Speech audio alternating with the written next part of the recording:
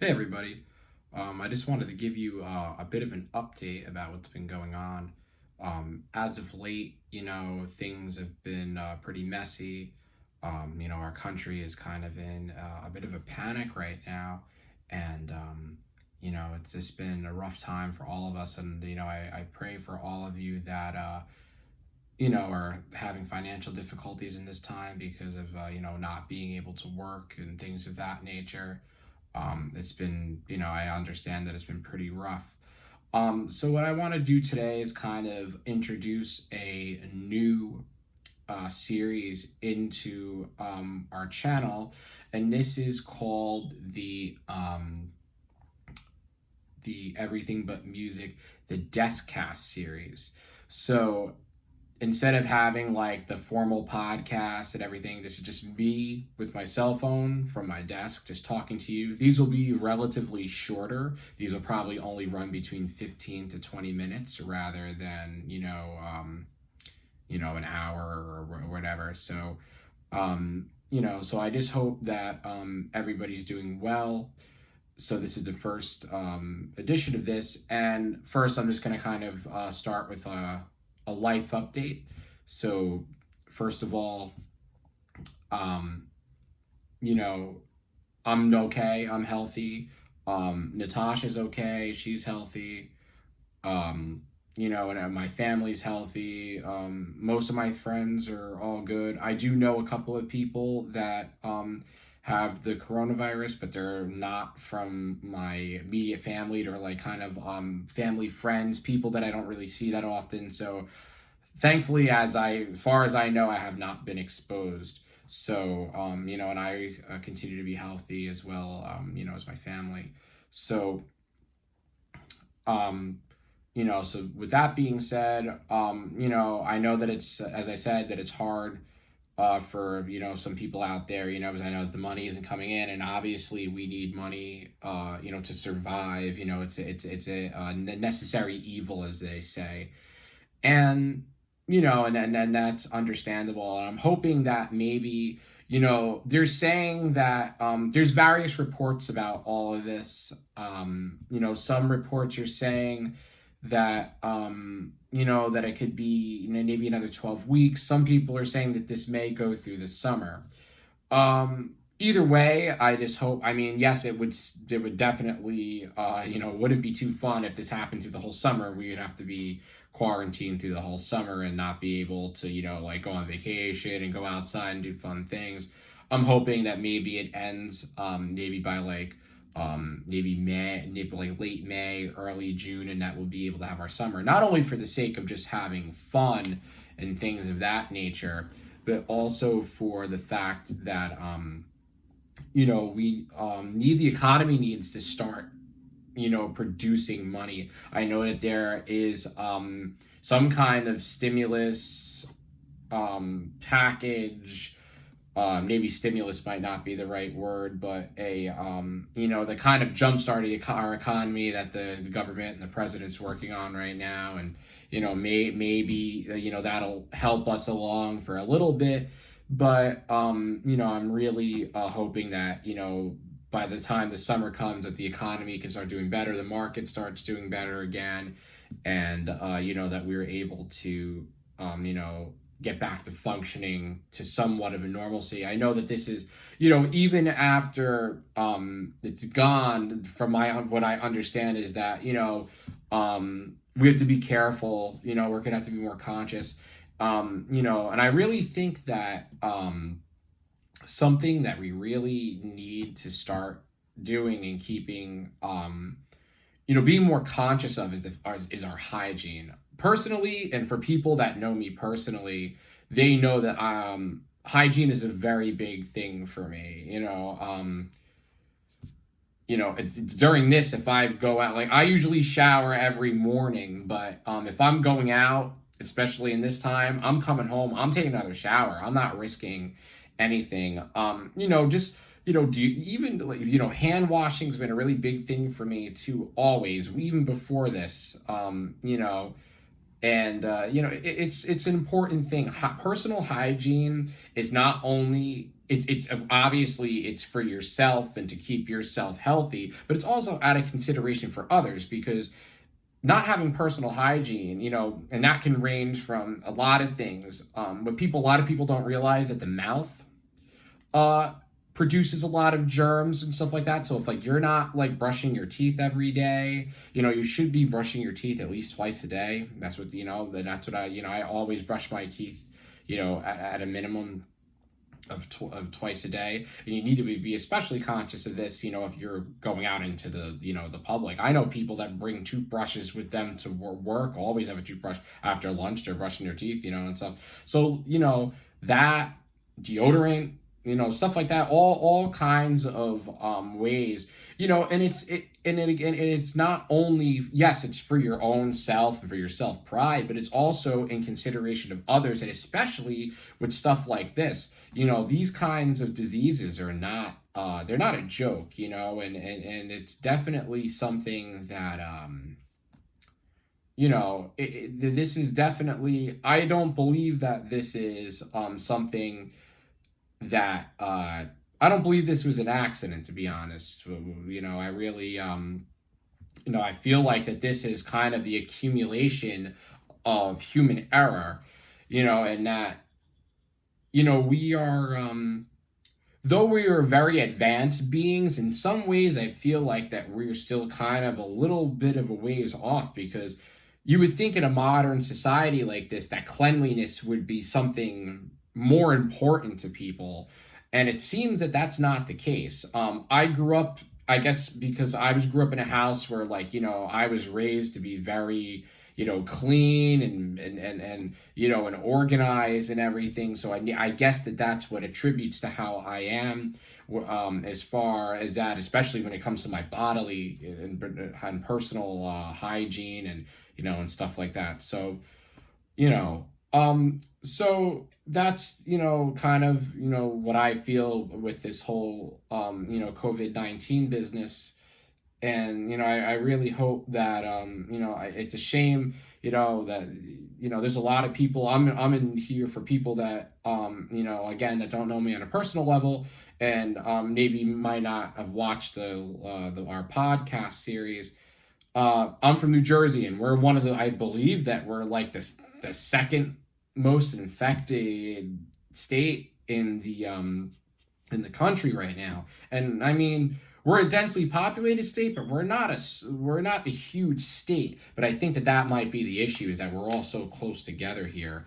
I would definitely recommend at this juncture, as painful as it is, to try to stay home as much as you can. I understand that, obviously you need food and other necessities, toiletries and things of that nature to survive. But if you're going to go do that stuff, just go do that stuff. Be very conscious of what you're touching, and go home, and I mean, I know it's difficult, especially with spring coming now, the weather's starting to change. You can definitely, if you want to get some fresh air in your backyard, or maybe take a walk down the block. But even when you're taking a walk down the block, you got to be conscious of what you're doing. If you're going to sneeze, you got to cover your mouth. Coughing, the same thing. I know that it's hard just to see, especially that we're in a country that everybody's so used to being, especially in my area, everybody's so used to being very fast paced. So this is a big change for people. I'm a very laid back person, so I tend to, for me, this is like, it's still out of the ordinary, but like, I have a different perception. So, and I'm not the kind of person that always has to be doing something, like, I like to do things, but it's not like, I definitely don't, like, I'm not disappointed that I can't go to, to out to eat, or, or go to the mall or something like that. Yeah, those are things that I like to do, of course, but, but for me, because, I do a lot of stuff in my own home, that I guess for me, it doesn't, affect me as much as, somebody that, is really used to having that, very, very full schedule. I'm somebody that, I do still have a busy life, but it's not to the extent of, say, somebody that, say, is like a commuter into New York or something like that. It's, my life is a little bit more laid back and stuff. It's not as crazy. So I'm taking this time to kind of, maybe do some things that I wouldn't have normally got the chance to do. And kind of just trying to take some time to just kind of reflect on my life and the things that I'm doing, just to kind of get some more perspective, because I think that, when things like this happen, it's it's a good thing to get, to kind of evaluate your life, because, we haven't had something like this, of this, of this level, of this intensity, since I believe it was 102 years ago in 1918 with the what they call the Spanish flu, or there was a swine flu, I believe, and that was the last time, but thankfully today medicine is much more advanced than 102 years ago, and hopefully that they'll get to the bottom of this.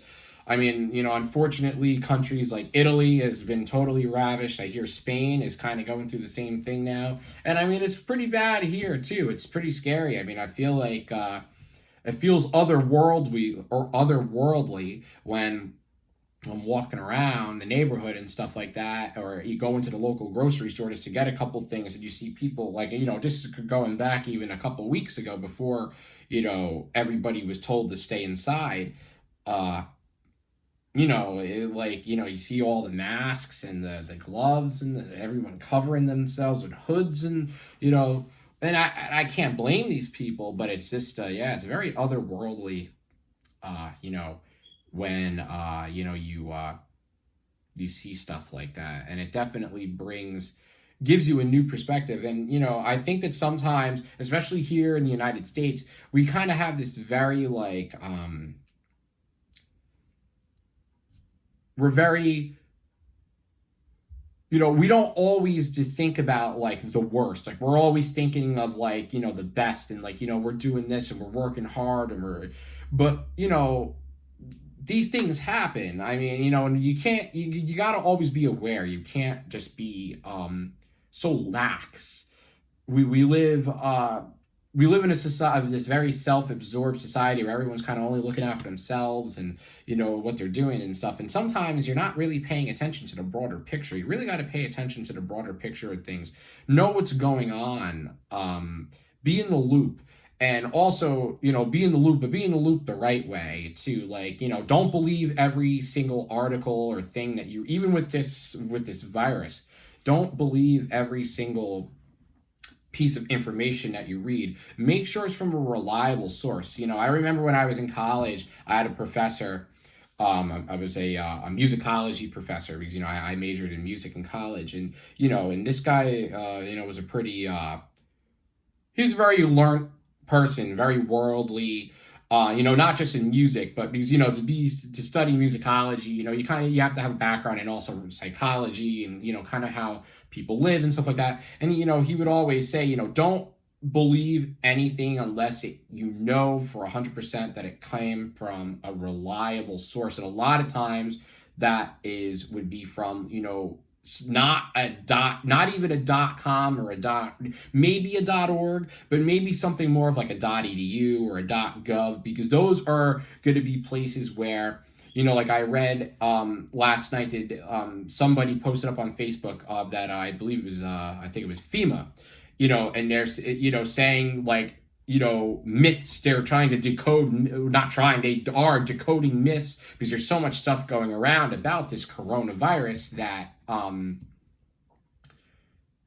that the facts are all over the place. So they're saying here, these are hardcore, like these are solid facts about the coronavirus, like I remember like one of them says that the disease it's a myth that the disease only affects people over 60. That's definitely true, because I read that I saw a picture of a baby that has it on there, which is awful. Pray for that baby. I just read that there's a 12-year-old from right here in New Jersey that has it. And there's also, there were cases here. One of the first cases that broke here in New Jersey was a 32-year-old guy, only a little older than me. So, this is definitely not, Definitely. So, these kind of myths, and they tell you, like, what's true and what's not. So definitely always seek out reliable sources. I wouldn't always even trust news stations, to be honest with you, because a lot of times, um, they can be biased as well. Like, some, depending on, what side of the pendulum you're on. I know, if you're conservative, you're going to watch Fox News. If you're more liberal, you're going to watch CNN or one of the other one. But just because they're on that side, it doesn't mean that every single thing that they're going to say is true, because again, it's biased. So don't always go by that either. Try to seek out medical articles, like real certified medical articles, and official government things. Don't go by just what media is telling you for this, because it could definitely mislead you. Another thing, that I kind of want to say is that don't be so yes, caution is definitely should be taken, and preventative measures, but don't let them scare you. Don't let them, a lot of people think that this is like, end of times, apocalypse, book of Revelations kind of things going here. And, I mean, for people that I can understand that, especially, growing up and being involved in Catholicism, I can understand that perspective, but, don't be afraid. I don't think that this is the, I mean, I don't think that this is the end of the world. I think that this is just something that's resulted from our era, error, I should say, not our error of not being clean. That's, I think, what a lot of this results from. I know that, this is from what I've read, this virus is, definitely comes from, it does, I know a lot of people are offended that, there's, not saying relating this disease to China, but that's where this disease started from. And it comes from animals. This is an animal related virus. This isn't from people. It comes from what they're saying is a bat, which is, and there's been a lot of, there's been the swine flu that, that obviously that came from pigs. AIDS derived from some kind of species of primate, like, some kind of monkey. So so apparently this thing is coming from bats, and I think that had a lot to do with, there are dietary customs in China that they're saying that people were indeed eating bat as a delicacy. And, I can't say 100% that if that was the actual uproot or the cause, but the germ definitely is something that is it's not produced from, human interaction, stuff like that. It is now, but it originally came from, another form of mammal that's not our own. So, yes, we need caution. You should definitely try to stay home as much as possible. Definitely try to at least go out in the backyard and get some fresh air, because I know that you can kind of go stir crazy if you were going to be in here for 2 or 3 months. I don't know. I think that, you should have that option to at least, go sit outside on your back porch, or or if you have a deck or something, or, something like that, just to kind of get, just get some air and kind of just get some perspective. It's good. The fresh air is healthy. Take a little walk, and just be careful and just be considerate of others too, really, because this, this is a very highly contagious thing, and, but just to kind of put it into perspective, apparently the flu has killed more people this year than this disease already. So, so just, please be careful. Don't always believe what you read. Make sure it's a reliable source. And, just try to really be cautious if you have to leave the house. And I just pray that everybody is doing well.